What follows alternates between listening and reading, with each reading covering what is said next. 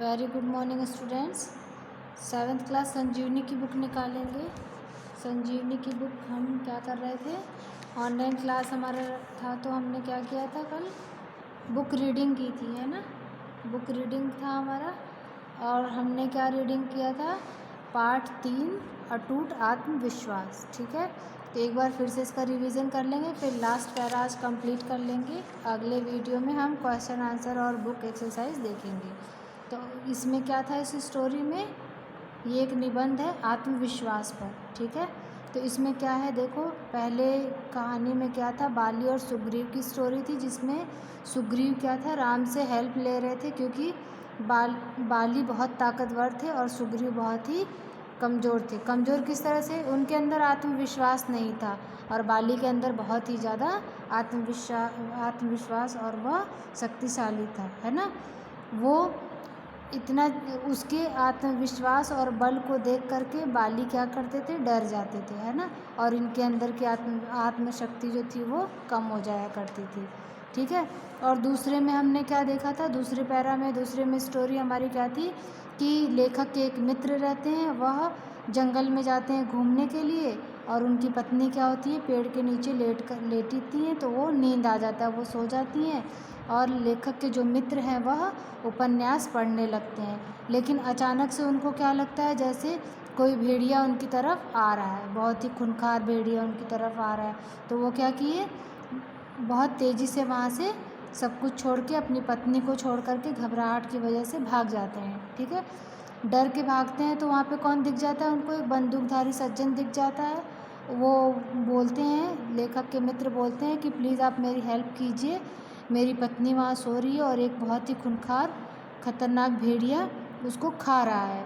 तो वो शिकारी क्या करता है, उनको लेकर के जाता है, बोलता है चलो मुझे दिखाओ कहाँ है वो। तो शिकारी जब दौड़ता दौड़ता उस पेड़ के पास जाता है तो क्या देखता है कि पत्नी उनकी सो रही है और भेड़िया क्या कर रहा है, टोकरी में मुंह डाले पूरियाँ खा रहा है ना। तो ये क्या था, यहाँ पे इनका आत्मविश्वास कमज़ोर था। ठीक है, ये इनका आत्मविश्वास बहुत ही कमज़ोर था, क्योंकि ये कुत्ते को क्या समझ बैठे कि जंगल में भेड़िया ही आ सकता है, कुत्ता तो आएगा नहीं, और अपनी पत्नी को छोड़ करके भाग गए ये सोता हुआ, है ना। तो ये आत्मविश्वास नहीं था इनके अंदर, इस वजह से, यानी कि ये आत्मविश्वासहीन थे। ठीक है, अब नेक्स्ट स्टोरी में क्या था हमारा कि कौरव और पांडवों की स्टोरी थी इसमें, है ना। इसमें क्या है देखो, इस महाभारत में क्या होता है, पांडवों को श्री कृष्ण जी जो है वो आत्मविश्वास देते हैं। कैसे देते हैं, बहुत ज़्यादा उनको समझाते हैं, क्योंकि अर्जुन क्या थे, कमज़ोर पड़ गए थे अपनों को देख करके कि मैं अपनों से लड़ाई कैसे करूँगा, कैसे जीतूँगा। लेकिन कृष्ण ने उपदेश दिया और उनके अंदर की जो आत्महीनता थी वो दूर की और उनको युद्ध के लिए प्रेरित करते हैं। ठीक है, तो उनके अंदर क्या होता है, पांडवों के अंदर आत्मविश्वास आ जाता है, अर्जुन के अंदर आत्मविश्वास आ जाता है और वो सभी चीज़ों को त्याग करके क्या करते हैं, युद्ध की तैयारी कर लेते हैं। वैसे ही नेक्स्ट में क्या था आपका, नेताजी सुभाष चंद्र बोस के बारे में था कि वो एक प्रतियोगिता में गए, वहाँ अंग्रेज़ों ने परीक्षक, जो अंग्रेज परीक्षक थे, उन्होंने एक सवाल पूछा। तेज़ी से पंखा चल रहा था उस कमरे में और उन्होंने पूछा कि तुम बताओ इस पंखे में कितनी पंखुड़ियाँ हैं। तो सुभाष चंद्र बोस क्या किए, तेज़ी से दौड़े और पंखे की स्विच को जो है वो ऑफ़ कर दिए, बंद कर दिए, और उन्होंने फिर उसकी संख्या बताई। तो ये क्या हुआ, इससे वो बहुत ही खुश हुए। ये दर्शाता है ये बात कि सुभाष चंद्र बोस जी के अंदर बहुत ज़्यादा आत्मविश्वास था। नहीं तो अगर किसी और से पूछा जाए तो वो चुपचाप से बैठा रहे, सोचता रहे, लेकिन उन्होंने क्या किया, क्वेश्चन सुनते ही तुरंत क्या किए, वो स्विच ऑफ करके उसकी पंखुड़ियाँ गिने और उनको बता दिया, है ना। तो ये उनके अंदर की आत्मविश्वास थी। वैसे ही देखो इसमें और क्या कह रहे हैं लेखक कि अगर हमारे अंदर आत्म क्षमता अधिक है, अच्छी है, मतलब हम किसी चीज़ को बहुत विश्वासपूर्वक कर लेते हैं या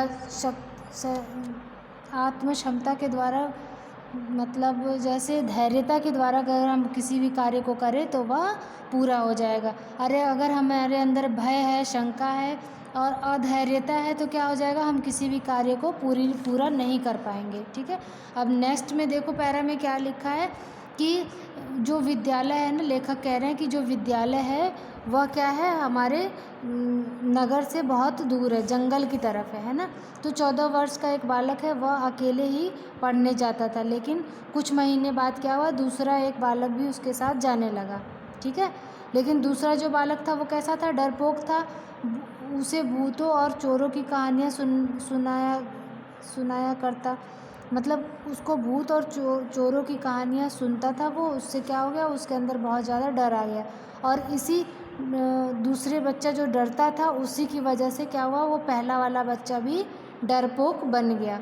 और दोनों यह सोचते थे कि जब ये जाएं तो इनके साथ ही हम भी चलें।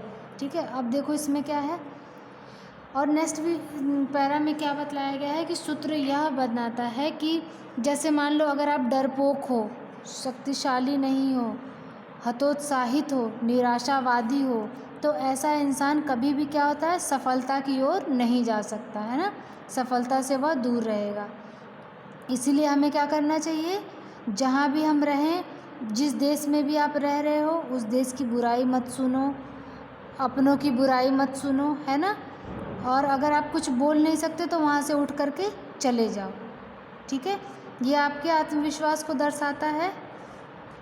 और देखो अगली वीडियो में क्या है, बहुत से मनुष्य ये सोचते हैं कि हम सफलता हमें प्राप्त होगी ही नहीं। क्यों? क्योंकि उनकी सोच वैसी है, वो सोच रहे हैं कि मैं सफल नहीं हो पाऊँगा, इसलिए वो सफल नहीं हो पाते हैं।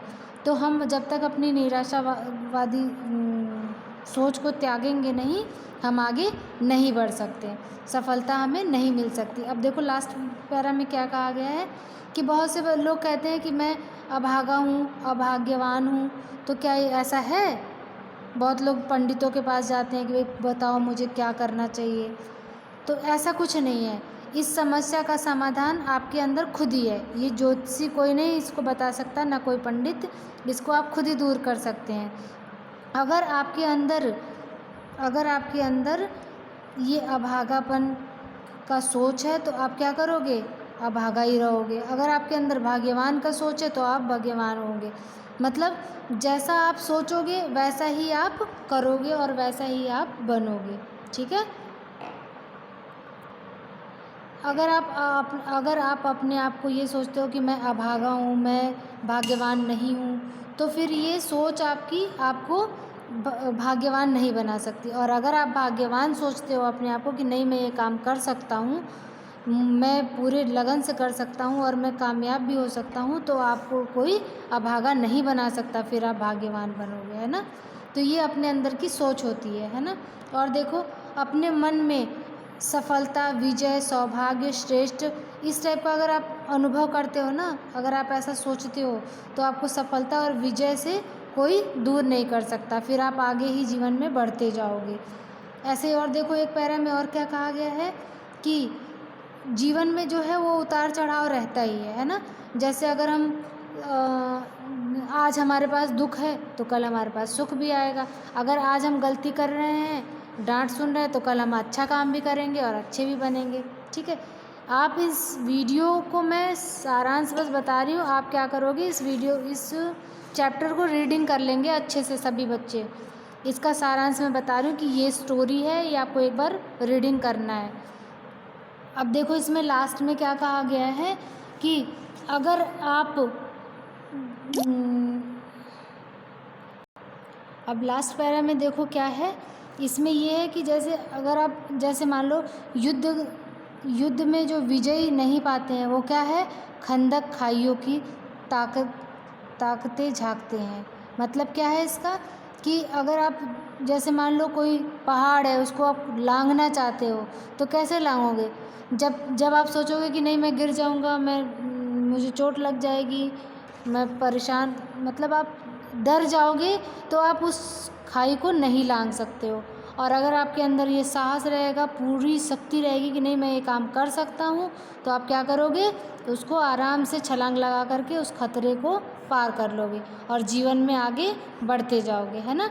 इसी पर लेखक ने ये पंक्ति भी एक लिखी है, इसमें क्या है देखो,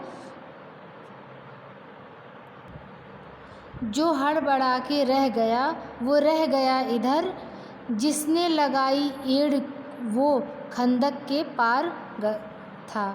मतलब क्या है कहने का, जब अगर आप डर गए तो फिर इधर ही रह जाओगे, मतलब जीवन में आगे नहीं बढ़ पाओगे। और जो आप एड़ी चोटी का जोर लगा दोगे तो अच्छी अच्छी परेशानियों को दूर करके क्या करोगे, आप जीवन में आगे बढ़ते जाओगे। ठीक है, तो ये हमारा थर्ड पार्ट रीडिंग कंप्लीट हो चुका है। अब हम आपको नेक्स्ट वीडियो में इसकी बुक एक्सरसाइज बताएंगे। Take care students, bye.